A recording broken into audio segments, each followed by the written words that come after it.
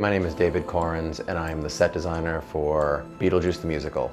I think the biggest challenge was honoring Tim Burton's work and serving the incredible needs of the physical production while making the house change 3 complete times.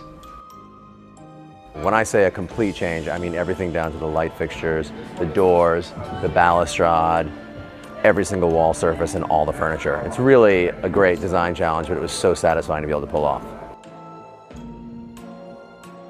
The Netherworld is a really controlled color palette. It was important to control the palette. Almost everything in this particular set is one of 4 colors because I wanted to really make the characters pop off of the stage. So it's really all about these kind of maroons, greens. These didn't start out this color, but once I found the color palette that we loved, we took them out to the loading dock and kind of spritzed over them. So everything has been tied together and pulled together with the color palette. Everything from the pillows, the upholstery, down to the carpet itself.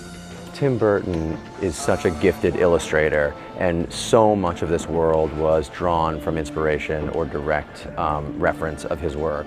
So this flower on the wallpaper was taken off of a tiny little illustration from an obscure character, and I found it, and we changed the scale, made a pattern, and then we made it into the color that we wanted it, and then hand drew over it to really give every single piece of architecture a feeling of an original Tim Burton sketch.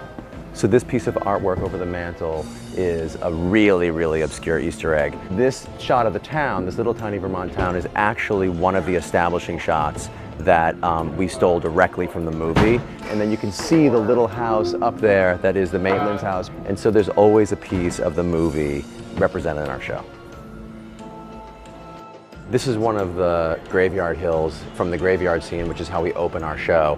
And it was important to the creative team to really start with an opening look that looked like a real classic kind of Tim Burton aesthetic. We wanted to really deliver right off the bat, you know, a pact with the audience. We know Tim Burton, we love his work also. And so we set it in a graveyard. The texture is reminiscent of kind of the claymation aesthetic of Nightmare Before Christmas. Special bonus points for anyone who can recognize these important characters from other Tim Burton films. This is one of the pieces of modern art that was brought in by the Deetzes when they took over the Maitland's home.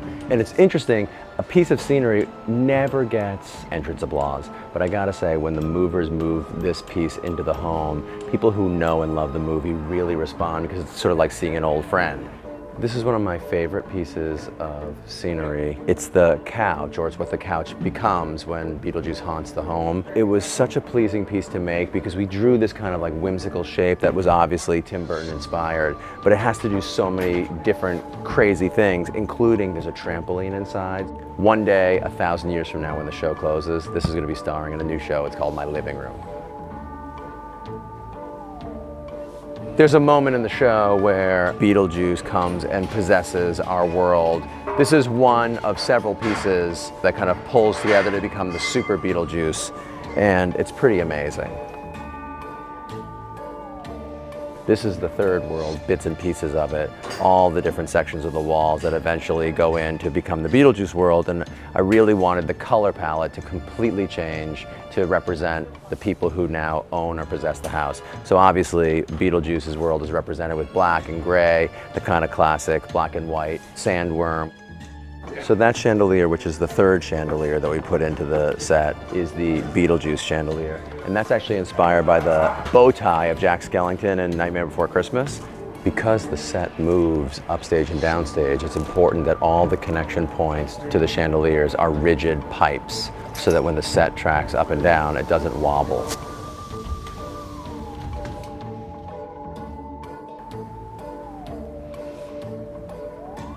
This is one of the really fun parts of designing a set in a world like this, is you get to tell lots of tiny little stories and big, huge stories. I like this one because it's kind of a cross-section of what's going on inside the house. Everything from insulation to leftover pieces of newspaper, exposed wires, and, you know, some alcohol.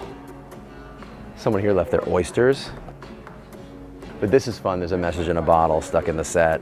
Any guesses? But these little tiny details, really 1 or 2 people, if ever, will see this, but for us, for the richness of the characters' performances, I like to point these little things out so they get a deeper appreciation of you know, how much we're doing to really bring the story to life. Whenever big, huge pieces of scenery come on stage, we have to store things up in the air. So big wagons, big pieces of scenery that are not in use get hoisted up during the show with large motors, stay up there, and then when they need to be used, they get lowered down, slotted into knife tracks or motors, and then brought on either by machines or by people, depending. And we do that all over the place. There's a whole world and constellation of pieces that are existing up over your head, waiting to come down. So every piece of furniture and basically every prop is handmade and really specifically made for the show. This is one of the dining room chairs, obviously when Beetlejuice haunts the world. You know, it needed to match obviously a desired aesthetic that we wanted for the world, highly textured, obviously looking a little bit obsessed and possessed. But it also has to be safe for the actors. These things are made of rigid and yet, you know, ultimately soft material. One of the things I find interesting about the process of design is all the things that you choose not to do. Alex Timbers, the director, and I actually conceived of and drew an entire version of the world of this show that didn't have all the crazy, funky angles. Right near the end of the design process, we decided, should we explore what it would look like if we canted the house with all those classic Tim Burton angles?